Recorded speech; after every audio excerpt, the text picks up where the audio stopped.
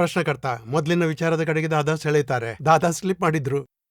ಅಲ್ಲಿಗೆನೆ ಮತ್ತೆ ಹೇಳ್ತಾರೆ, ನೀವು ಹೇಳಿದ್ರಲ್ಲ, ನಿಮ್ಗೆ ಗೊತ್ತಾದ್ರೆ ಚಂದೂಬಾಯಿಗೂ ಬಿಡುಗಡೆ ಸಿಗುತ್ತೆ, ನಿಮ್ಗೂ ಕೂಡ, ಇಬ್ರಿಗೂ ಬಿಡುಗಡೆ. ಅರ್ಥವಾಗ್ಲಿಲ್ಲ. ದಾದಾ ಅವರಿಗೆ ಈ ವಿಷಯ ಹೇಳಿದಾಗ ಮತ್ತೆ ದಾದಾ ಅವರು ವಿಜ್ಞಾನವನ್ನು ಸ್ಪಷ್ಟಗೊಳಿಸ್ತಾರೆ. ಏನ್ ಅರ್ಥ ಆಗ್ಲಿಲ್ಲ? ಚಂದೂಬಾಯಿ ಬೇರ್ಪಟ್ರೆ ನೀವು ಬೇರ್ಪಡ್ತೀರಾ. ಮೊದಲ್ನವನು ಉದಯಕರ್ಮದ ಅಧೀನ. ಉದಯಕರ್ಮದ ಅಧೀನದಲ್ಲಿ ನಮ್ಗೆ ಅಪಾಯವಿಲ್ಲ. ಪ್ರಶ್ನಕರ್ತ, ಇಲ್ಲಿ ಸ್ವಲ್ಪ ಗೊಂದಲ ಉಂಟಾಗಿದೆ. ಮೊದಲ್ನವನು ಉದಯಕರ್ಮದ ಅಧೀನವಾದ್ರೆ ಮೊದಲ್ನವನು ಯಾರು? ಉದಯಕರ್ಮದ ಅಧೀನ ಆಗಿರುವುದು ಯಾರು? ಅವನೇ ಚಂದೂಬಾಯಿ. ಚಂದೂಬಾಯಿ ನಮ್ಗೀಗ ಎಲ್ಲ ಅರ್ಥ ಆಗ್ಬಿಟ್ಟಿದೆ.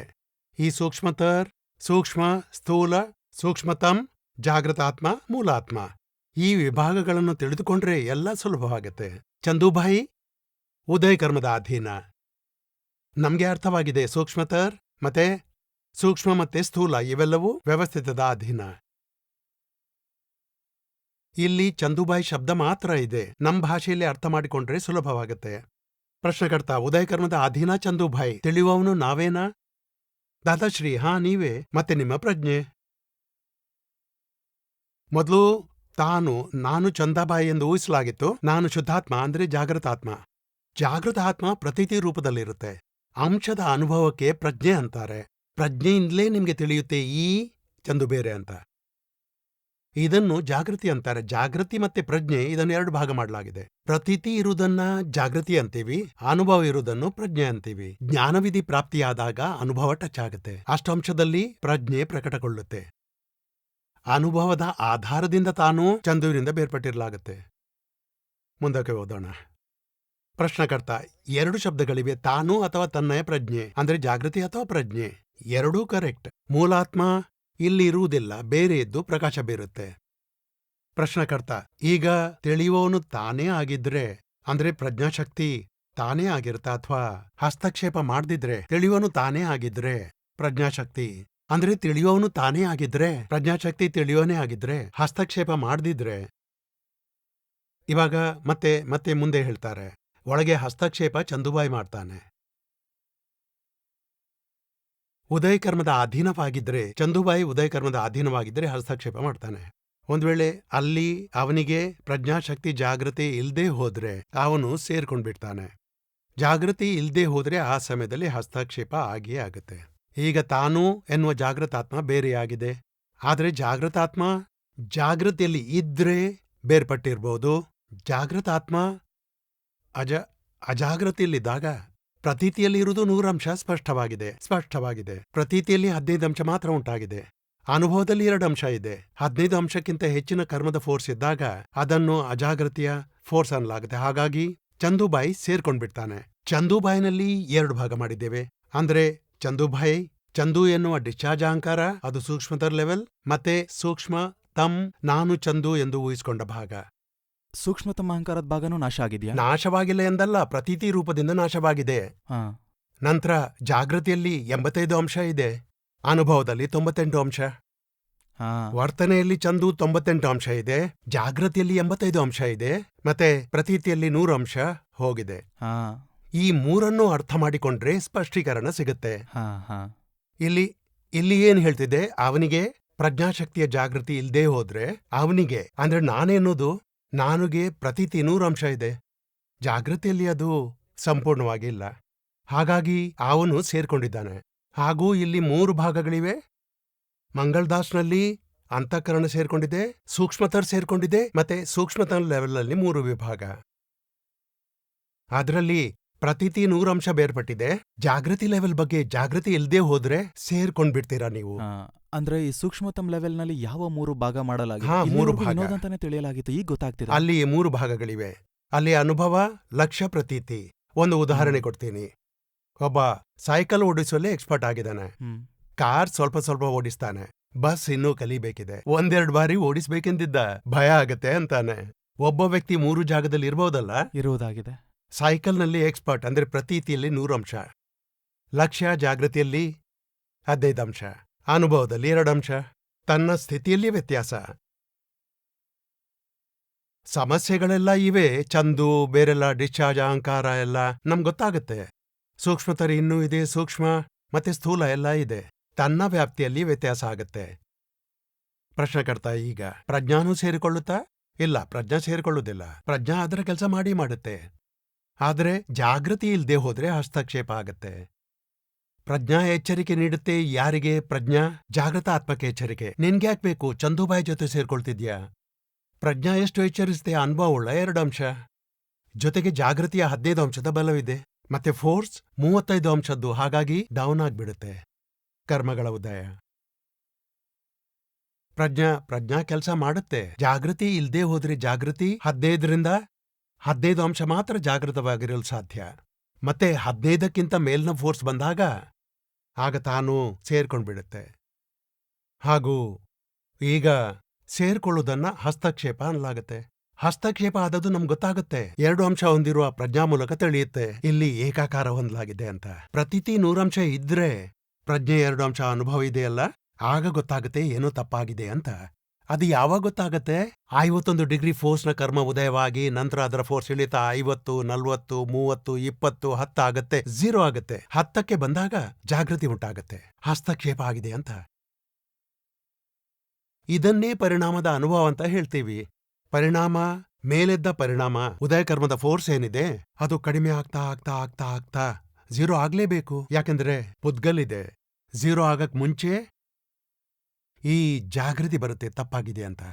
ಹಾಗೂ ಅದಕ್ಕಾಗಿಯೇ ಈ ತನ್ಮಯಕಾರವಾಗಿ ಉದಯ ಕರ್ಮದ ಎಂಡ್ನಲ್ಲಿ ತಾನು ಬೇರ್ಪಟ್ಟಿದೆ. ಅದಕ್ಕಾಗಿಯೇ ತಾನು ಬೇರ್ಪಟ್ಟಿದ್ದಿರಲೇಬೇಕು. ಪ್ರಾರಂಭದಲ್ಲಿ ಬೇರ್ಪಟ್ಟು ಅಂತ್ಯದಲ್ಲಿ ಬೇರ್ಪಟ್ಟು 2 ಪರಿಣಾಮ ಡಿಸ್ಚಾರ್ಜ್ ಆಗಿರುತ್ತೆ. ಟ್ಯಾಂಕ್ನಲ್ಲಿ ತುಂಬಿರೋ ಮಾಲ್ ಖಾಲಿಯಾಗುತ್ತೆ. ನಿಮ್ಮ ರೆಸ್ಪಾನ್ಸಿಬಿಲಿಟಿ ಕರ್ಮ ಕಟ್ಟಿಕೊಳ್ಳುವುದಿಲ್ಲ. ರೆಸ್ಪಾನ್ಸಿಬಿಲಿಟಿ ಕರ್ಮ ಚಾರ್ಜ್ ಮಾಡ್ಲು ಎಂದೂ ಇರಲ್ಲ. ಅದ್ಕಾಗಿ ಇದು ಸಾಧ್ಯ. ಪ್ರಶ್ನಕರ್ತ ಕೇಳ್ತಾನೆ, ಪ್ರಜ್ಞಾ ಯಾವಾಗ ಜಾಗೃತಿಯಲ್ಲಿ ಇರುವುದಿಲ್ಲ, ಜೊತೆಯಲ್ಲಿ ಯಾರು ಸೇರ್ಕೊಳ್ಳೋದು? ಚಂದುಭಾಯಿನ ಜೊತೆ, ಚಂದುಭಾಯಿನ ಹಸ್ತಕ್ಷೇಪದೊಂದಿಗೆ ಯಾರು ಸೇರ್ಕೊಳ್ತಾರೆ? ಈಗ ಪ್ರಜ್ಞಾ ಜಾಗೃತವಾಗಿರುತ್ತೆ, ಜಾಗೃತವಾಗಿರುತ್ತೆ. ಪ್ರಜ್ಞಾ ಎಚ್ಚರಿಸುತ್ತೆ. ಎರಡನ್ನೂ ಅರ್ಥ ಮಾಡಿಕೊಳ್ಳುವುದು ಸುಲಭ. ಪ್ರಶ್ನಾಕರ್ತನಿಗೆ ಅದು ಪ್ರಜ್ಞಾ ಜಾಗೃತವಾಗುತ್ತೆ. ನಿಜವಾಗಿ ಪ್ರಜ್ಞಾ ಜಾಗೃತಿಯನ್ನು ಜಾಗೃತಗೊಳಿಸುತ್ತೆ. ಮತ್ತೆ ಜಾಗೃತಿ ಜಾಗೃತವಾಗಿರುತ್ತೆ. ಅರ್ಥವಾಯ್ತಲ್ಲ? ಪ್ರತೀತಿ ಜಾಗೃತಿಗೆ ಬಂದಾಗ ಜಾಗೃತಿಯಲ್ಲಿ ಇರಲು ಸಾಧ್ಯವಾಗತ್ತೆ. ಮತ್ತೆ ಪ್ರಜ್ಞಾ ಕಾನ್ಸ್ಟೆಂಟು, ಅದು ಇರುವುದೇ ಆಗಿದೆ. ಮತ್ತೆ ಕೇಳ್ತಾರೆ, ಪ್ರಜ್ಞಾ ಜಾಗೃತಿಯಲ್ಲಿ ಇಲ್ದಿದ್ರೆ ಯಾರು ಸೇರ್ಕೊಳ್ತಾರೆ ಚಂದುಬಾಯಿ ಜೊತೆ? ಚಂದುಬಾಯಿನ ಹಸ್ತಕ್ಷೇಪದಲ್ಲಿ ಯಾರು ಸೇರ್ಕೊಳ್ತಾರೆ? ದಾದಾ ಹೇಳ್ತಾರೆ ಅಜಾಗೃತಿ. ಅಂದ್ರೆ 15 ಡಿಗ್ರಿ ಜಾಗೃತಿ ಇದೆ, 85 ಡಿಗ್ರಿ ಅಜಾಗೃತಿ ಇದೆ. 85 ಡಿಗ್ರಿ ಬೆರ್ತು ಹೋಗುತ್ತೆ. ಆಗ ದಾದಶ್ರೀ ಅವರು ಹೇಳ್ತಾರೆ, ಮಾತಾಡ್ಕೊಡ್ದು ಮೌನವಾಗಿರ್ಬೇಕು. ಹಾಗಂತ ಅವ್ರ ಶಬ್ದದಲ್ಲಿ ಹೇಳ್ಬಿಡ್ತಾರೆ. ಅವರಿಗೇನು ಅನುಭವ ಆಗಿದೆಯಲ್ಲ, ನಿರಂತರವಾಗಿ ವರ್ಣನೆ ಮಾಡ್ತಾರೆ. ಆ ಸ್ಥಿತಿಯ ವರ್ಣನೆ ಇಲ್ಲಿ ಬರುತ್ತೆ. ಅದೇನಂದ್ರೆ, ರಾತ್ರಿ 2 ಗಂಟೆಗೆ ಪರಿಣಾಮ ಉಂಟಾದ್ರೆ ತಮ್ಮೊಳಗೆ ಮಾತಾಡ್ತೀರಾ. ಈಗ ಇಲ್ಲಿ ಯಾಕೆ ಬಂದೆ? ಹೊರಡಿಲ್ಲಿಂದ. ಪ್ರತಿಯೊಂದು ಪರಿಣಾಮದಲ್ಲೂ ಬೇರ್ಪಟ್ಟೇ ಇರಬೇಕು. ಜಾಗೃತಿಯೊಂದಿಗೆ ಮಾತುಕತೆ ಮಾಡ್ತಾ. ಮತ್ತೆ ಅವರು ಹೇಳ್ತಾರೆ, ಮಾತ್ನಾಡ್ಕೊಡ್ದು ಮೌನವಾಗಿರ್ಬೇಕು. ತೂಕಡಿಗೆ ಉಂಟಾದಾಗ ಪರಿಣಾಮಗಳು ಕಾಣಿಸಿದ್ರೂ ಮಾತ್ನಾಡಲು ಆಗುದಿಲ್ಲ. ಅವರಂತಾರೆ, ನಮ್ಮ ಟೈಮ್ ಅಸಡ್ಡೆಯಲ್ಲಿ ಹೋಗುತ್ತೆ. ದೀಪಕ್ ಭಾಯ್, ಇದಕ್ಕೂ ಮುಂಚೆ ಯಾರೂ ಇಲ್ಲದೇ ಇರೋ ಸಮಯದಲ್ಲಿ ದಾದಾ ಅವರು ಏಕಾಂತವಾಗಿದ್ದಾಗ ಅವರ ಈ ರೀತಿಯ ಮಾತುಕತೆಯ ಪ್ರಯೋಗ ಯಾರಿಗಾದ್ರೂ ಕೇಳೋದಕ್ ಸಿಕ್ಕಿದ್ಯಾ? ಅವ್ರು ಮಾತಾಡ್ತಿದ್ದನ್ನ? ಅದು ಎಲೆಗೆ ಹೋದಾಗ ತುಂಬಾ ಫ್ರೀ ಆಗಿ ಆರಾಮವಾಗಿ ಕೂತಿರುವಾಗ ಕನ್ನಡಿಯನ್ನು ನೋಡಿ ಮಾತಾಡುವುದು. ಆದರೆ ಅವ್ರದ್ದು ಹೇಗೆಂದ್ರೆ, ನಮ್ಮ ದೀಪ ಉರಿತಿರುವಾಗ ಅದರಲ್ಲಿ ಪ್ರಕಾಶ ಕಾಣದೇ ಹೋದ್ರೆ ಅದನ್ನು ಅಸಡ್ಡೆ ಅಂತಾರೆ. ನೋಡುವುದಂದ್ರೆ ಹಗಲು ರಾತ್ರಿ ತೀರ್ಥಂಕರ್ ಅವರ ಜಾಗೃತಿ ಇದ್ದ ಹಾಗೆ ಅಂತ ಜಾಗೃತಿ ಇರಬೇಕು. ಹಗಲು ರಾತ್ರಿ ನಾವು ಮಲಗ್ತೇವೆ, ತಿನ್ನೋದ್ರಲ್ಲಿ 1.5 ಗಂಟೆ ಹಾಳಾಗುತ್ತೆ. ಮಾತ್ನಾಡುವಾಗ್ಲೂ ಬೇರೆ ಇರಬೇಕು, ನಿದ್ದೆಯಲ್ಲಿ ಬೇರ್ಪಟ್ಟಿರ್ಬೇಕು, ಆಮೇಲೆ ಜಾಗೃತಿ ಬರುತ್ತೆ. ಆ ಲೆವೆಲ್ ಬಗ್ಗೆ ಅವರು ಹೇಳ್ತಾರೆ, ನಾವು 1 ಕ್ಷಣ ಕೂಡ ಅಜಾಗ್ರತೆಯಲ್ಲಿ ಇರಕೂಡ್ದು. ಮೌನ ಇರುವುದಂದ್ರೆ ಹಸ್ತಕ್ಷೇಪ. ನೋಡಿಯೂ ತಿಳಿಯದೆ ಮೌನವಾಗಿದ್ರೆ ಅಂತ ಅಜಾಗೃತಿಯೇ ಹಸ್ತಕ್ಷೇಪ. ಅಂದ್ರೆ ಹೇಗ್ ಸೇರ್ಕೊಳ್ಳುವುದು? ಆಮೇಲೆ ಯಾವಾಗ ಸುಖ ವರ್ತಿಸುತ್ತೆ ಅದನ್ನೇ ಸೇರಿಕೊಂಡು ಬಿಡುವುದು ಅನ್ನಲಾಗತ್ತೆ. ಸುಖ ಯಾರಿಗೆ ವರ್ತಿಸುತ್ತೆ? ಯಾರಿಗೆ? ಅವನಿಗೆ ಡಿಸ್ಚಾರ್ಜ್ ಅಹಂಕಾರ ಇದ್ದವನಿಗೆ. ಅಂದ್ರೆ ತನ್ಗೆ ಬಿಲೀಫ್ ಇದೆ ನಾನ್ ದೀಪಕ್ ಅಂತ. ದೀಪಕ್ನ ಭಾಗ, ಬಿಲೀಫ್ ಇರೋ ಭಾಗ, ಅದು ಡಿಸ್ಚಾರ್ಜ್ ಅಹಂಕಾರ. ಅಂದ್ರೆ ನಾನ್ ಚಂದು, ನಾನು 3 ಭಾಗವಿದೆ. ನಾನ್ ಚಂದು ಮತ್ತೆ ಚಂದು. ನಾನ್ ಚಂದು ಅನ್ನೋ ಭಾಗ ಅದು ಡಿಸ್ಚಾರ್ಜ್ ಅಹಂಕಾರ. ನಾನ್ ಬೇರ್ಪಟ್ಟು ಉಳಿದುಕೊಂಡಿದ್ದೀನಿ. ಅಂದ್ರೆ ಡಿಸ್ಚಾರ್ಜ್ ಅಹಂಕಾರ ಅವಂದು, ನನ್ನ ಡಿಸ್ಚಾರ್ಜ್ ಅಹಂಕಾರ ಅವನಲ್ಲಿ ಸೇರ್ಕೊಂಡಿದೆ. ಅದನ್ನು ಸರಿಯಾಗಿ ನೋಡಿದ್ರೆ ಎರಡೂ ಬೇರೆ ಆಗ್ಬಿಡ್ತಿತ್ತು. ಡಿಸ್ಚಾರ್ಜ್ ಅಹಂಕಾರ ಸೇರಿಕೊಂಡ್ರೆ ಜಾಗೃತಿ ಇರುತ್ತೆ. ಜಾಗೃತಿ ನೋಡ್ದಾಗ ಆಗ ಅದು ಎರಡು ಬೇರೆ ಆಗ್ಬಿಡುತ್ತೆ. ಅಂದ್ರೆ ಸುಖವು ಯಾರಿಗ್ ವರ್ತಿಸ್ತಿದೆ ನೋಡುವುದು ಅಂತ ನೋಡುವ. ಏನಿದೆ ಅದು ಪ್ರಜ್ಞಾದ ಸಹಾಯದಿಂದ ನೋಡ್ಲಾಗತ್ತೆ. ಹಾ. ಯಾಕೆಂದ್ರೆ ಅಕ್ರಮ ಇದೆ ಅಲ್ಲಿ. ನಿಜವಾಗಿ ಅಲ್ಲಿ ಚಂದುಬಾಯಿನ ಉದಯ ಕರ್ಮ ಇದೆ. ನೋಡುವವನು ಇದ್ದಿದ್ರೆ ತಪ್ಪಿದ್ರಿಂದ ಸುಖ ವರ್ತಿಸುತ್ತೆ. ಹೇಳ್ತಾರಲ್ಲ, ಯಾರಿಗೆ ಅಹಂಕಾರಕ್ಕೆ ಸುಖ ವರ್ತಿಸುತ್ತೆ ಅದನ್ನು ಸೇರ್ಬಿಡುವುದು ಅಂತಾರೆ. ಒಟ್ಟಿಗೆ ಸೇರ್ಬಿಟ್ರೆ ಸೂಕ್ಷ್ಮತರು ಒಂದಾಗಿದೆ ಅಂತ ಅಲ್ಲ, ಅಜಾಗೃತಿ ಒಂದಾಗಿದೆ. ಆ ಲೆವೆಲ್ನ ಮಾತಿದು. ಇಲ್ಲಿ ಕೂಡ ಹೀಗೇನೆ ಅಜಾಗೃತಿ ಒಟ್ಟಿ ಸೇರಿದ್ರೆ ಅದ್ಕೆ ಅವ್ರು ಹೇಳ್ತಾರೆ ಅವನ ಲೆಕ್ಕಾಚಾರ ಬಾಕಿ ಇದೆ, ಮುಂದಿನ ಜನ್ಮಕ್ಕೆ ಉಳಿದಿದೆ. ಅದು ಬಾಕಿ ಹೆಚ್ಚಾಯ್ತು, ತೀರ್ಥಂಕರ ನಿಶೇಷವಾಗಿದೆ. ನಮ್ಮ ಅಕ್ರಮದಲ್ಲಿ ಸೂಕ್ಷ್ಮ ಲೆವೆಲ್ನಲ್ಲಿ ಅಪಕ್ವ ಉಳಿದುಬಿಟ್ಟಿದೆ. ಅದು ಮುಂದಕ್ಕೆ ಕ್ಯಾರಿ ಫಾರ್ವರ್ಡ್ ಆಗುತ್ತೆ. ನಾವು ಪುರುಷಾರ್ಥ ಮಾಡ್ತೇವೆ, ಅದು ನಿಜ. ಸ್ವಲ್ಪ ಸಮಯದ ನಂತರ ನಾವಂತೀವಿ 1000ದಲ್ಲಿ 3-4 ವಿಚಾರದಲ್ಲಿ ಜಾಗೃತಿ ಇರುತ್ತೆ. ಯಾಕೆಂದ್ರೆ ಸೂಕ್ಷ್ಮ ಮತ್ತೆ ಸ್ಥೂಲ ಮತ್ತೆ ಹೊರಗಿನ ವ್ಯವಹಾರ, ಅಲ್ಲಿ ಒತ್ತಡ ಇದೆ. ವೈಫ್ ಇದ್ದಾಳೆ, ಮಕ್ಕಳನ್ನ ಸ್ಕೂಲಿಗೆ ಕಳಿಸ್ಬೇಕು, ಅಲ್ಲಿ ಜಾಗೃತಿ ಎಲ್ಲಿ ಉಳಿಯುತ್ತೆ? ಇವೆಲ್ಲ ಸ್ವಚ್ಛವಾಗಿದ್ರೆ ಒಳಗಿನ ಜಾಗೃತಿ ಇರುತ್ತೆ. ಇಂಥ ಸಮಸ್ಯೆಗಳು ಉಳಿದು ಬಿಡುತ್ತವೆ. ಅದಕ್ಕಾಗಿ ಹೇಳ್ತಾರೆ ಲೆಕ್ಕಾಚಾರ ಬಾಕಿ ಉಳಿದಿದೆ, ಮತ್ತದು ಚಾರ್ಜ್ ಆಗ್ತಾ ಇಲ್ಲ, ಡಿಸ್ಚಾರ್ಜ್ ಪೆಂಡಿಂಗ್ ಇದೆ ಅಂತೀವಿ. ಅದು ಕ್ಯಾರಿ ಫಾರ್ವರ್ಡ್ ಆಗುತ್ತೆ, ಅದಕ್ಕಾಗಿ ಬಾಕಿ ಉಳಿಯುತ್ತೆ. ಅದು ಬಾಕಿ ಉಳಿಯಿತು, ತೀರ್ಥಂಕರ ಸ್ಥಿತಿ ನಿಶೇಷವಾಗಿದೆ. ಅದು ಯಾಕೆ ಹೇಳಿದ್ರೆ ದೀಪಕ್ ಬಾಯ್, ತನಗೆ ಶೇಷವು ತನಗೆ ಹೆಚ್ಚಾಯ್ತು. ಶೇಷ ಹೆಚ್ಚಾಯ್ತು ಅಂದ್ರೆ- ಅಂದ್ರೆ ನಾನು ಅನ್ನೋದು ಆಬ್ಸಲ್ಯೂಟ್ ಆಯ ಆಗ್ಬೇಕಿತ್ತು. ಆದ್ರೆ ಅಲ್ಲಿ ಇನ್ನೂ ಸ್ವಲ್ಪ ಬಿಲೀಫ್ ಪೆಂಡಿಂಗ್ ಉಳಿದ್ಬಿಡ್ತು. 85 ಅಂಶ ಅಜಾಗೃತಿಯಲ್ಲಿ ಸ್ವಲ್ಪ ಪೆಂಡಿಂಗ್ ಉಳಿದಿದೆ. 100 ಅಂಶ ಅನ್ನೋದು ಏನಿತ್ತು, ನಾನು ವಿನೋದು ಹಾಗೆ ಹೀಗೆ ಎಲ್ಲ ಅದಿದೆ, ಅದರ ಮೇಲೆ ಜಾಗೃತಿ ಉಂಟಾಗಿದೆ. ಇದು ವಿನೋದ್ನದ್ದು, ನಂದಲ್ಲ. 15 ಅಂಶ ಮಾತ್ರ ಏರ್ಪಟ್ಟಿದೆ, 85 ಅಂಶ ಅಲ್ಲ. ಅದ್ರಲ್ಲೇನು ಲೀಕೇಜ್ ಉಳಿದಿದೆ, ಆ ಲೀಕೇಜ್ ಬಾಕಿ ಉಳ್ದ ಲೆಕ್ಕಾಚಾರ. ತನಗೆ ಶೇಷ ಹೆಚ್ಚಾಯ್ತು, ತುಂಬಾ ಇದೆ. ಮೂಲ ಆತ್ಮ ಬೇರೆ, ನಾನೇನು ಶೇಷ ಹೆಚ್ಚಾಗಿದೆ. ಶೇಷ ಹೆಚ್ಚಾಗಿದೆ, ತೀರ್ಥಂಕರ ಸ್ಥಿತಿ ನಿಶೇಷವಾಗಿದೆ. ಉಳಿದುಕೊಂಡ ಶೇಷ ಅದನ್ನು ಮತ್ತೆ ಭಾಗಾಕಾರ ಮಾಡಬೇಕು. ಶೇಷ ಹೆಚ್ಚಾಗದಂತೆ ನಾವು ನೋಡ್ಕೋಬೇಕು. ನಾವು ಜಾಗೃತಗೊಂಡ್ರೆ ಹೆಚ್ಚಾಗದಂತೆ ನೋಡ್ಕೋಬಹುದು. ಪ್ರಶ್ನಕರ್ತ ಉದಯ ಕರ್ಮ ಮತ್ತೆ ಚಂದುಭಾಯಿ ಇವೆರಡು ಬೇರೆಯೇ? ಯಾಕೆಂದ್ರೆ ನೀವು ಹೇಳಿದ್ರಿ ಚಂದುಭಾಯಿ ಉದಯ ಕರ್ಮದಲ್ಲಿ ಹಸ್ತಕ್ಷೇಪ ಮಾಡಿದಾನೆ, ನಾವು ಅದರಲ್ಲಿ ಬೆರೆ ಕೂಡ್ದು. ತುಂಬಾ ಚೆನ್ನಾಗಿ ಪ್ರಶ್ನೆ ಕೇಳಿದ್ದಾರೆ. ಪ್ರಶ್ನೆ ಚೆನ್ನಾಗಿ ಕೇಳ್ತಾರೆ. ಪ್ರಶ್ನಕರ್ತ ದಾದಾಶ್ರೀ ಹೇಳ್ತಾರೆ, ಚಂದುಭಾಯಿ ಹಸ್ತಕ್ಷೇಪ ಮಾಡ್ತಾನೆ. ಅವನಂತೂ ಉದಯ ಕರ್ಮದಲ್ಲಿ ಹಸ್ತಕ್ಷೇಪ ಮಾಡುವುದು ಸ್ವಾಭಾವಿಕ, ಅಜ್ಞಾನದಿಂದಾಗಿ. ಚಂದುಭಾಯಿ ಅಂದ್ರೆ ಅಜ್ಞಾನ. ಇಲ್ಲಿ ಚಂದುಭಾಯಿ ಚಂದು ಮಾತ್ರ ಅಲ್ಲ, ನಾನ್ ಚಂದು ಎನ್ನುವ ಮಾನ್ಯತೆ ಒಂದು ಡಿವಿಷನ್ ಈ ಕಡೆಗೆ ಬರುತ್ತೆ. ಅಂದ್ರೆ ನಾನ್ ಸ್ವಚ್ಛವಾಗಿದ್ದೀನಿ, ಆದ್ರೆ ನಾನ್ ಚಂದು ಎನ್ನುವ ಏನ್ ಮಾನ್ಯತೆ ಇತ್ತು, ಅಂತ ಅಜ್ಞಾನ ಮಾನ್ಯತೆ, ಅದನ್ನ ಅಜಾಗ್ರತೆ ಹೇಳ್ತಾರೆ. ಅಜಾಗೃತಿಯಿಂದಾಗಿ ಚಂದು ಸೇರಿಕೊಳ್ಳುವುದು ಅನ್ಬಹುದು. ಉದಯಕರ್ಮ ಮಂಗಳ್ದಾಸ್ ಉದಯಕರ್ಮ ಅನ್ಬಹುದು. ಮಂಗಳ್ದಾಸ್ನೊಂದಿಗೆ ಚಂದು ಸೇರ್ತಾನೆ, ಸೂಕ್ಷ್ಮತರ್ ಸೇರ್ಕೊಳ್ಳುತ್ತೆ. ನಾನೂ ಕೂಡ ಅದರಲ್ಲಿ ಸೇರಿದೆ. ನಮ್ಗೆ ಗೊತ್ತೇ ಆಗೋದಿಲ್ಲ ತನ್ಮಯಕಾರ ಆಗಿದ್ದೇವೆ ಅಂತ. ಈ ಲೆವೆಲ್ ಬಗ್ಗೆ ಹೇಳ್ತಾರೆ. ಅದು ಚಂದುಭಾಯಿಯ ಸ್ವಭಾವ ಆಗಿದೆ. ಅದು ಅಜ್ಞಾನದ ಸ್ವಭಾವ. ಅದರ ಸ್ವಭಾವನೇ ಹಸ್ತಕ್ಷೇಪ ಮಾಡೋದು. ಅದನ್ನ ನಾವು ಸರಿಯಾಗಿ ತಿಳಿದುಕೊಂಡಾಗ ಬೇರ್ಪಡ್ತೀವಿ. ಆಮೇಲೆ ಪ್ರಜ್ಞಾತ ಭಾಗ ಶುರುವಾಗುತ್ತೆ, ತಿಳಿಯುವಂಥದ್ದು. ಅಲ್ಲಿಂದ ಸೂಕ್ಷ್ಮ ಜಾಗೃತಿ ಸ್ವಲ್ಪ ಮಟ್ಟಿಗೆ ಉಂಟಾಗ್ಬಿಡುತ್ತೆ, ಅಷ್ಟೇ ಸ್ವಲ್ಪ. 100 ಅಂಶ ಪ್ರತೀತಿ, 15 ಅಂಶ ಜಾಗೃತಿ, 2 ಅಂಶ ಅನುಭವ. ಈ ಲೆವೆಲ್ನಲ್ಲಿ 1-2 ಜಾಗೃತಿ ಬಂದ್ಬಿಟ್ರೆ ಅವೆಲ್ಲ ತನ್ಮಯಕಾರ, ನಂದಲ್ಲ. ಆಗ ನೀವು ಬೇರ್ಪಟ್ಟ ಹಾಗೆ. ಒಂದ್ಸಲ ಬೇರ್ಪಟ್ರೆ 2 ಬಾರಿಯ ಶಕ್ತಿ ಉತ್ಪನ್ನವಾಗುತ್ತೆ. 2 ಸಲ ಬೇರ್ಪಟ್ಟಿದ್ರೆ 4 ಬಾರಿ ಬೇರ್ಪಟ್ಟಿರ್ಬೋದು. 3 ಬಾರಿ ಬೇರ್ಪಟ್ರೆ 9 ಬಾರಿ ಇರ್ಬೋದು. ಹೀಗ್ ನಿಮ್ಮ ಸಂಯಮದ ಪರಿಣಾಮದಿಂದ ನಿಧಾನವಾಗಿ ಜಾಗೃತಿಯು ಹೆಚ್ಚಾಗುತ್ತೆ. ನಿಮ್ಗೀ ಲೆಕ್ಕಾಚಾರ ನೋಡ್ಬೇಕಿದ್ರೆ 10 ವರ್ಷ ಹಿಂದಿನ, 5 ವರ್ಷ ಹಿಂದೆ, 4 ವರ್ಷ, 1 ವರ್ಷ ಮತ್ತೆ ಹಿಂದಿನ ನಿಮ್ಮ ಜಾಗೃತಿ ಹೆಚ್ಚಾಗುತ್ತಾ ಹೋಗುತ್ತೆ. ಮುಂಚೆ ಇರ್ತಾ ಇರ್ಲಿಲ್ಲ, ಈಗ ಸ್ವಲ್ಪ ಮಟ್ಟಿಗೆ ಇರುತ್ತದೆ ನಂಗೆ. ಅಂದ್ರಿದು ಹೆಚ್ಚಾಗತ್ತೆ ಬೇರ್ಪಟ್ಟಿರುವ ಜಾಗೃತಿ. ತಾವು ಇಲ್ಲಿ ಸಂಯಮ ಪರಿಣಾಮದ ಶಬ್ದವನ್ನು ಉಪಯೋಗಿಸಿದಿರಲ್ಲ. ಅಂದ್ರೆ ಈ ಜಾಗೃತಿ ಇದೆಯಲ್ಲ, ಜಾಗೃತಿ ಆ ಜಾಗೃತಿಯಿಂದ ತನ್ಮಯಕಾರ ಆಗುತ್ತೆ, ಅದನ್ನು ಅಸಂಯಮ ಅಂತಾರೆ. ಜಾಗೃತಿಪೂರ್ವಕ ಬೇರ್ಪಟ್ಟಿರುವುದು ಸಂಯಮ ಅನ್ನಲಾಗುತ್ತೆ. ಈ ಅಜಾಗೃತಿಯನ್ನು ಕಷಾಯ ಅಂತಾರೆ, ಮತ್ತೆ ಕಷಾಯ ಉಂಟಾಗದ ಹಾಗೆ ಜಾಗೃತಿಯಲ್ಲಿ ಇರುವುದು ಅದನ್ನು ಸಂಯಮ ಅಂತಾರೆ. ಓಹ್, ಬಹಳ ಚೆನ್ನಾಗಿ ಹೇಳಿದ್ರೆ. ಆಮೇಲೆ ಅಜಾಗೃತಿಯ ಸ್ವಭಾವ ಹಸ್ತಕ್ಷೇಪ ಮಾಡೋದು. ಅದನ್ನು ತಿಳಿದುಕೊಂಡ್ರೆ 2 ಬೇರ್ಪಡುತ್ತವೆ. ತಿಳಿಯದೇ ಇರುವುದಂದ್ರೆ ಮೌನವಾಗಿರುವುದು. ಮೌನವಾಗಿ ಇದ್ಬಿಟ್ರೆ ಸಮ್ಮತಿಯ ಸಹಿ ಹಾಕಿದ ಹಾಗೆ. ದಾದಾ ಅವರ ಸಹಿ ಶಬ್ದದ ಬಳಕೆ ಇವಾಗ ಆಗ್ತಾ ಇದೆ. ದೀಪಕ್ನ ಡಿಸ್ಚಾರ್ಜ್ ಅಹಂಕಾರದಲ್ಲಿ ತಾನು ಅಜಾಗೃತಿಯಿಂದ ಬೆರೆತು ಹೋಗ್ಬೇಕು. ಅದು ಸಹಿ ಹಾಕಿದ ಹಾಗೆ ಕರ್ಮ ಪೆಂಡಿಂಗ್ ಇರುತ್ತೆ. ಸಹಿ ಹಾಕ್ಬಾರ್ದು, ಜ್ಞಾತಾದೃಷ್ಟಿಯಿಂದ ನೋಡ್ಬೇಕು. ಏಕಾಕಾರವಾಗದಂತೆ ನೀವು ಬೇರ್ಪಟ್ಟಿದ್ರೆ ಕರ್ಮ ಖಾಲಿಯಾಗತ್ತೆ, ನಿಮ್ಮ ಆತ್ಮಶಕ್ತಿ ಹೆಚ್ಚಾಗ್ಬಿಡತ್ತೆ. ಪ್ರಶ್ನಕರ್ತ: ನಾವು ತನ್ಮಯಕಾರವಾಗಿ ಅವುಗಳೊಂದಿಗೆ ಏಕಾತ್ಮಗೊಂಡು ಮೌನವಾಗಿದ್ರೆ ಆಗ ಅವುಗಳೊಂದಿಗೆ ಮೌನವಾದ್ಮೇಲೆ ಹೇಗೆ ಒಂದಾಗೋದು? ಒಂದ್ ನಿಮಿಷ ಇರಿ. ನೀವು ತನ್ಮಯರಾದ್ರಿ, ಅದರಲ್ಲಿ ಏಕಾತ್ಮರಾಕೊಂಡು, ಅಂದ್ರೆ ಏಕಾತ್ಮಗೊಂಡು ತನ್ಮಯರಾದ್ರಿ. ಈ ವಾಕ್ಯ ಇಲ್ಲಿ ಪೂರ್ತಿ ಆಯ್ತು. ಮತ್ತೆ ಮೌನ ಅಂದ್ರೆ ಅದರಲ್ಲಿ ಒಂದಾಗುದಂತಾನ? ಮೌನವಾಗಿರುವುದಂದ್ರೆ ಒಂದಾದ ಹಾಗೆ ತನ್ಮಯರಾಗಿ ಏಕಾತ್ಮರಾಕೊಂಡು ಈ ವಿಷಯ ಮತ್ತೆ ಮೌನ ಆಗಿರೋದು.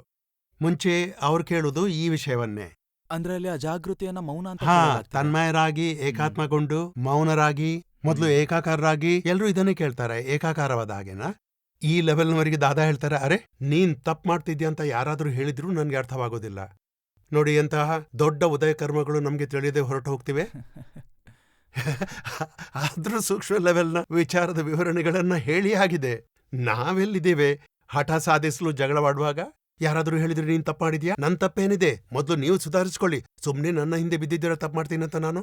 ನೀವು ಕೇಳಿ, ನಾನ್ ತಪ್ಪು ಮಾಡಿದ್ದ ಅವನ್ ತಪ್ಪು ಮಾಡಿದ ಅಂತ ಕೇಳಿ ನೀವು. ಜನ ಜೋರ್ ಮಾಡ್ತಿದ್ದಾರೆ, ಇಷ್ಟು ದೊಡ್ಡ ತಪ್ಪನ್ನ ಮಾಡ್ತಿದ್ದಾನೆ. ಹೀಗೆ ಎಷ್ಟೋ ಹೊರಟು ಹೋಗ್ತವೆ. ಇಲ್ಲಿ ಸಂಪೂರ್ಣವಾಗಿ ಅದೇನಂದ್ರೆ ಒಂದ್ ಬಾರಿ ಕಡೆಯ ಲೆವೆಲ್ಗೆ ಹೋಗ್ಬಿಡುತ್ತೆ, ಆಮೇಲೆ ಕೆಳಗೆ ಬರುತ್ತೆ.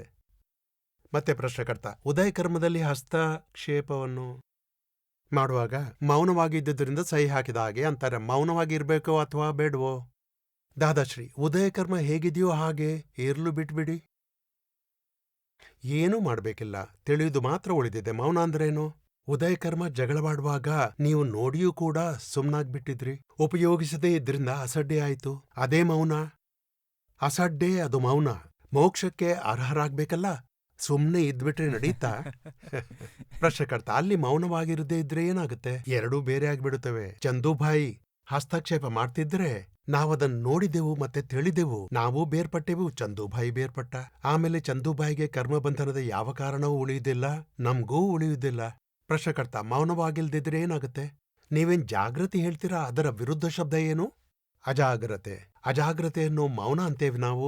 ಜಾಗೃತಿ ಇಲ್ಲದೆ ಹೋದ್ರೆ ಅದು ಅಸಡ್ಡೆ. ಜಾಗೃತಿ ಅಂದ್ರೆ ಅಪ್ರಮತ್ತ. ನಮ್ಮ ದಾದಾ ಮಹಾನರು ಕಡೆ ಲೆವೆಲ್ ತೆರೆಯುತ್ತೆ. ಯಾವ ರೀತಿ ಕರ್ಮ ನಿಮ್ದು ಪೆಂಡಿಂಗ್ ಉಳಿಯುತ್ತೆ ಮತ್ತೆ ಬಾಕಿ ಉಳಿಯುತ್ತೆ? ನಾವಂತೀವಿ ನಾವು ಬೇರ್ಪಟ್ಟಿರ್ತೀವಿ, ಆದ್ರೆ ದೊಡ್ಡ ದೊಡ್ಡ ಉದಯ ಕರ್ಮಗಳನ್ನು ಸ್ವಚ್ಛ ಮಾಡಿ ನೀವು ತಪ್ಪು ಮಾಡಿದಾಗ ಯಾರಾದ್ರೂ ಸಿಟ್ಟು ಮಾಡಿದ್ರೆ ನೀವದನ್ನು ಸ್ವೀಕರಿಸಲು ತಯಾರಾಗಿ, ದುಃಖ ಕೊಡಬಾರ್ದು ಅಂತ ಶುರು ಮಾಡಿ ನೀವು. ನಾವಿಲ್ಲಿಂದ ಶುರು ಮಾಡಿದ್ರೆ ಕಲ್ಲು ಮುಳ್ಳುಗಳೆಲ್ಲ ಸ್ವಚ್ಛವಾದ ನಂತರ ಸೂಕ್ಷ್ಮ ಲೆವೆಲ್ ಸಿಗುತ್ತೆ. ಇವೆಲ್ಲವೂ ನಿಜ. ಈ ವಿಜ್ಞಾನ ಅನುಭವದಲ್ಲಿ ವರ್ತಿಸುತ್ತೆ ಮತ್ತು ನಾವು ಯಾವ ಲೆವೆಲ್ನಲ್ಲಿ ಇದ್ದೇವೆ ಅಂತ ನಮಗೆ ಗೊತ್ತಾಗತ್ತೆ. ಮುಂದೆ ದಾರಿ ತೋರಿಸಿದ್ದಾರೆ. ಜಾಗೃತಿಯ ಲೆವೆಲ್ನಲ್ಲಿ 5 ಆಜ್ಞೆಗಳಿವೆ ನೋಡಿ. ಚಂದು ರಿಲೇಟಿವ್, ನಾನ್ ರಿಯಲು. ಚಂದು ವ್ಯವಸ್ಥಿತದ ಅಧೀನ, ನಾನು ಅಕರ್ತ. ಚಂದು ಫೈಲ್ ನಂಬರ್ 1, ನಾನು ಜ್ಞಾತಾದ್ರಷ್ಟ. ಸಂಭಾವ ಇಟ್ಕೋಬೇಕು, ವಿತರಾಗರಾಗಬೇಕು. ಹೀಗೆ ಜಾಗೃತಿಯ ಈ ಲೆವೆಲ್ನಿಂದ 5 ಆಜ್ಞೆ ಪಾಲಿಸಬೇಕು ಅಷ್ಟೇ. ನಾವು 5 ಆಜ್ಞೆಗಳನ್ನು ಸರಿಯಾಗಿ ಪಾಲಿಸಿದ್ರೆ ನಿಧಾನವಾಗಿ ಈ ಲೆವೆಲ್ಗೆ ನಾವು ಟಚ್ ಆಗ್ತೀವಿ. ಸೂಕ್ಷ್ಮತರ ಲೆವೆಲ್ನಲ್ಲಿ ಬೇರ್ಪಡಿಸಿದ್ರೆ ನಂತರ ದೀಪಕ್ ಭಾಯ್, ಅದರ ಲಿಂಕಲ್ಲೇ ಅಂದ್ರೆ ಸ್ವಲ್ಪ ವಿಚಾರಗಳಿವೆ. 1-2 ಪ್ಯಾರಾಗ್ರಾಫ್. ಅದು ಬ್ರಹ್ಮಚರ್ಯ ಪುಸ್ತಕದ ಪೂರ್ವಾರ್ಧದಲ್ಲಿದೆ. 280ನೇ ಪುಟದಲ್ಲಿ ಪ್ರಾಪ್ತ ಬ್ರಹ್ಮಚರ್ಯ ಪೂರ್ವಾರ್ಧದಲ್ಲಿ ಈ ಬಗ್ಗೆ ದಾದಾಶ್ರೀ ಅವರು ಹೇಳ್ತಾರೆ. ಎಲ್ರೂ ವಿಷಯದಲ್ಲಿ ಇರೋಕ್ಕಾಗಲ್ಲ, ವಿಷಯವನ್ನು ನೋಡೋಕೆ ಆಗೋದಿಲ್ಲ, ತಪ್ಪಿ ಹೋಗುತ್ತೆ. ತನ್ಮಯಕಾರವಾಗಿ ಬಿಡುವುದು, ಬೇರ್ಪಟ್ಟು ನೋಡಲು ಸಾಧ್ಯವಿಲ್ಲ. ಬೇರೆಡೆ ನೋಡ್ಬೋದು, ಇದರ ಅರ್ಥ. ವಿಷಯ ಬಿಟ್ಟು ಬೇರೆಡೆ ನೋಡುವುದು, ಬೇರ್ಪಟ್ಟು ನೋಡುವುದು ತಿಳಿಯುವುದು ಇರುತ್ತೆ ಅಂತಾರೆ. ಜಿಲೇಬಿ ತಿನ್ನುವಾಗ ಜಿಲೇಬಿನ ತಿನ್ನುವವನನ್ನು ನೋಡುವುದು, ಜಿಲೇಬಿ ತಿನ್ನುವವರನ್ನ ನೋಡುವುದು. ಜಿಲೇಬಿ ಹೇಗೆ ತಿಂತಿದ್ದಾನೆ ಅಲ್ಲಿ ತನಗೆ ನಗು ಕೂಡ ಬರುತ್ತೆ. ನೋಡಿದ್ಮೇಲೆ ನೆಕ್ಸ್ಟ್ ವಾಕ್ಯ ದಾದಾವ್ರದ್ದು ಹೀಗಿರುತ್ತೆ: ಓಹೋಹೋ, ಏನ್ ಚಂದ್ರೇಶ್ ಭಾಯಿ, ನೀವು ತಿನ್ನಲು ಶುರು ಮಾಡಿದ್ದೀರಾ ಟೇಸ್ಟಿ ಜಿಲೇಬಿ. ಈ ವಾಕ್ಯ ನಮ್ಗೆ ಉಪಯೋಗಕ್ಕೆ ಬರುತ್ತೆ. ನೋಡುವುದು ಅಂದ್ರೇನು ಇಲ್ಲಿ ವಿವರಣೆ ಕೊಟ್ಟಿದ್ದಾರೆ. ಪ್ರಶ್ನಕರ್ತ: ನಾವು ಎಲ್ಲೋ ಕುಳಿತಿರುವಾಗ ಪಕ್ಕದಲ್ಲಿ ಯಾರಾದರೂ ಸ್ತ್ರೀ ಬಂದ್ರೆ ನಮ್ಗೆ ಸ್ಪಂದನ ಉಂಟಾದ್ರೆ ನಾವು ನೋಡಿದಿರೆ ಸರಿನಾ ಅಥವಾ ಪ್ರತಿಕ್ರಮಣ ಮಾಡ್ಬೇಕು? ದೀಪಕ್ಗೆ ಸ್ಪಂದನ ಉಂಟಾಗಿದೆ, ನಾನ್ ನೋಡಿದ್ರೆ ಆಗತ್ತಾ? ಹಾವು ಬಂದಾಗ ಹತ್ತಿರಕ್ಕೆ ಬಂದು ಹೆಬ್ಬೆರಳಿಗೆ ಕಿಸ್ ಮಾಡ್ಲು ಬಂದ್ರೆ ಆಗೇನ್ ಮಾಡ್ಬೇಕು? ನೋಡುತ್ತಾ ಇರುದಾ? ಅರೆ ಹಾವು ಬಂದಿದೆ, ಅಲ್ಲಿಂದ ಓಡ್ಬೇಕು ನಾವು. ಎಲ್ಲಿಯಾದ್ರೂ ಕಚ್ಚಿದ್ರೆ ಅಂತ. ಕುಕ್ಕಿ ಬಿಡುತ್ತೆ, ಕಚ್ಚುತ್ತೆ. ಕಚ್ಚಿಬಿಡುತ್ತೆ ಅನ್ನೋ ಹೊಸ ಕಚ್ಚುದು ಅಂತೇವೆ, ನಿಜವಾಗಿ ಕಚ್ಚುದು ಅಂತೀವಿ ನಾವು. ದಾದಾಶ್ರೀ ಅವರು ಪ್ರತಿಕ್ರಮಣ ಮಾಡ್ಬೇಕಾಗತ್ತೆ. ನಾವು ಸುಮ್ಮನೆ ನೋಡ್ತಾ ನಿಂತಿದ್ರೆ ಆಗೋದಿಲ್ಲ. ನೋಡುದಂದ್ರೇನು, ಅಲ್ಲಿ ನೋಡ್ತಿರುವಾಗ ಕಡೆಗೆ ದಾದಾ ವಿಜ್ಞಾನ ತೆರೀತಾರೆ. ಅದೇನಂದ್ರೆ ಯಾವಾಗ ಎಲ್ಲಾ ದೋಷಗಳು ನಾಶವಾದ್ಮೇಲೆ ತುಂಬಾ ಸೂಕ್ಷ್ಮ ಲೆವೆಲ್ಗೆ ಬರುತ್ತೆ. ಆಗ ಅಲ್ಲಿ ನಮ್ಗೆ ತಿಳಿಯುತ್ತೆ, ನೋಡ್ತಿರುವಾಗ್ಲೇ ದೋಷ ನಾಶವಾಗತ್ತೆ. ಆ ಲೆವೆಲ್ ಬಗ್ಗೆ ಹೇಳ್ತಾರೆ. ಅಪ್ರತ್ಯಾಖ್ಯಾನದಿಂದ ನಾಶವಾಗಿ ಪ್ರತ್ಯಾಖ್ಯಾನದಿಂದಲೂ ನಾಶವಾಗಿದೆ, ಸಂಜ್ವಲನ ಉಳಿದಿದೆ. ಆ ಲೆವೆಲ್ನ ಮಾತು ಅಂದ್ರೆ ಆಗ ನಡೆಯುತ್ತೆ. ಚಂದ್ರೇಶ್ಗೆ ನಾವು ಹೇಳ್ಬೇಕು, ಓಹೋ ಚಂದ್ರೇಶ್ ಭಾಯ್, ನೀನ್ ಸ್ತ್ರೀಯರನ್ನ ನೋಡಿ ಪೌರುಷ ತೋರಿಸಲು ಶುರು ಮಾಡಿದೀಯಾ, ಹೌದಲ್ವಾ? ಅದನ್ನು ನೋಡುದು ಅಂತಾರೆ. ಕಣ್ಣಿಂದ ಏನ್ ನೋಡ್ತೀರಾ? ಅವೆಲ್ಲ ಜಗತ್ನಲ್ಲಿ ಜನ ನೋಡ್ತಾರಲ್ಲ, ಕಣ್ಣಿಂದ ನೋಡಿದ್ದು ಇಂದ್ರಿಯ ಜ್ಞಾನ ಅಲ್ಲಾಗತ್ತೆ. ಅಂದ್ರೆ ಜ್ಞಾನದೊಂದಿಗೆ ಮಾತನಾಡಿ ಚಂದ್ರೇಶ್ಗೆ ನೀವು ಹೇಳಿ. ಅದೇನಂದ್ರೆ ಚಂದ್ರೇಶ್ನ ಮೊದಲು ಹೇಳಿದ್ನಲ್ಲ, 15 ಅಂಶದಿಂದ ಫೋರ್ಸ್ ಉಳ್ಳ ಕರ್ಮ ಉಂಟಾದಾಗ ಅಲ್ಲಿ ನಿಮ್ಮೆ ನೋಡ್ಲು ಏನೂ ಉಳಿಯುವುದಿಲ್ಲ. ದೀಪಕ್ ಭಾಯ್ ಅಲ್ಲೊಂದು ವಾಕ್ಯವನ್ನು ಹೇಳ್ತಾರಲ್ಲ, ಮನಸ್ಸು ವಚನ ಕಾಯ ಇಂದ್ರಿಯ ಪ್ರತ್ಯಕ್ಷವಾಗಿದೆ ಹಾಗೂ ನಾನು ಅತೀಂದ್ರಿಯ ಪ್ರತ್ಯಕ್ಷನಾಗಿದ್ದೇನೆ ಅಂತ. ಇಲ್ಲಿ ಆ ಲಿಂಕ್ ನ ಆಧರಿಸ್ಕೊಂಡೇನೆ ಈ ಅತೀಂದ್ರಿಯ ಜ್ಞಾನದ ವಿಚಾರ ಏನಿದೆ ಇಲ್ಲಿವರೆಗೂ ಏನ್ ಡಿಸ್ಕಷನ್ ಮಾಡಿದೀವಿ, ಅತೀಂದ್ರಿಯ ಜ್ಞಾನದ ವಿಚಾರವಾಗಿನೇ ಅಲ್ವಾ? ಆ ಲೆವೆಲ್ನದ್ದು. ಅಂದ್ರೆ ಇಲ್ಲಿ ನೋಡುದು ಏನು ಅಂತ ಸ್ಪಷ್ಟವಾಗಿ ಹೇಳ್ತಾರೆ. ಈ ಇಂದ್ರಿಯಗಳಿಂದ ನೋಡುದು ಅನ್ಲಾಗೋದಿಲ್ಲ. ನಿಮ್ಮಲ್ಲಿ ಜಾಗೃತಿ ಇಟ್ಕೊಂಡ್ರೆ ಚಂದು ಜೊತೆ ಮಾತನಾಡುವಾಗ ನೀವು ಖಂಡಿತ ನೋಡ್ಬಹುದು. ಇದನ್ನು ನಿರುಮ ಅವರು ಆಗಾಗ ಹೇಳ್ತಾ ಇರ್ತಾರೆ. ಜೋರ್ ಮಾಡ್ಬೇಕು, ಅತ್ತೆ ಸೊಸೆ ಜೊತೆ ಕಿರಿಕಿರಿ ಮಾಡ್ಬೇಕು. ಹೇಗೆ ಅತ್ತೆ ಸೊಸೆ ಜೊತೆ ಕಿರಿಕಿರಿ ಮಾಡ್ತಾರಲ್ಲ, ಸೊಸೆಗೆ ಅನ್ಸುತ್ತೆ ನಾನ್ ಗಂಡನ್ನ ಕರೆದುಕೊಂಡು ಇಲ್ಲಿಂದ ಹೊರಡ್ಬೇಕು ಅಂತ. ಈ ಅತ್ತೆ ಜೊತೆ ನನ್ಗೆ ಇರ್ಲಿಕ್ಕಿಲ್ಲ ಅನ್ಸುತ್ತೆ. ವಿನೋದ್ ಜೊತೆ ಕಿರಿಕಿರಿ ಮಾಡ್ಬೇಕು.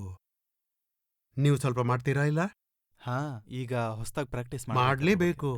ಇಲ್ದೇ ಹೋದ್ರೆ ನಿಮ್ ತಲೆ ಮೇಲೆ ಕೂರ್ತಾರೆ. ಯಾವಾಗ ತನ್ಮಯಕಾರವಾಗದೆ ಗೊತ್ತಾಗಲ್ಲ. 15ಕ್ಕಿಂತ ಕೆಳಗೆ 15 ಡಿಗ್ರಿಗಿಂತ ಕೆಳಗಿನ ಕರ್ಮಗಳ ಫೋರ್ಸ್ ಇದ್ರೆ ಬೇರ್ಪಟ್ಟಿರಲು ಸಾಧ್ಯವಾಗುತ್ತೆ. ಅದಕ್ಕಿಂತ ಮೇಲಿರುವ ಏನಂದ್ರೆ ಅಕ್ರಮ ಅಂದ್ರೆ ಕರ್ಮ ಮುಗಿಸದೇನೆ ನಮ್ಗೆ ಜ್ಞಾನ ಸಿಕ್ಕಿದೆ. 85 ಅಲ್ಲ, 1000 ಡಿಗ್ರಿಗಳ ಫೋರ್ಸ್ ಉಂಟಾಗತ್ತೆ. ತನ್ನ ತಪ್ಪನ್ನು ರಕ್ಷಣೆ ಮಾಡಿ ಬೇರೆಯವರ ಮೇಲೆ ತಪ್ಪನ್ನು ಹೊರಿಸುವ ಕರ್ಮಗಳ ಫೋರ್ಸ್ ಇರುತ್ತೆ. ಇದನ್ನು ಮೋಕ್ಷದ ಲಕ್ಷಣ ಅಂತ ಹೇಳಕ್ಕಾಗಲ್ಲ. ಅನಂತಾನುಬಂಧ ಕರ್ಮ ಇದ್ದವರಿಗೆ ನೇರ ಜ್ಞಾನ ಸಿಕ್ಕಿದೆ.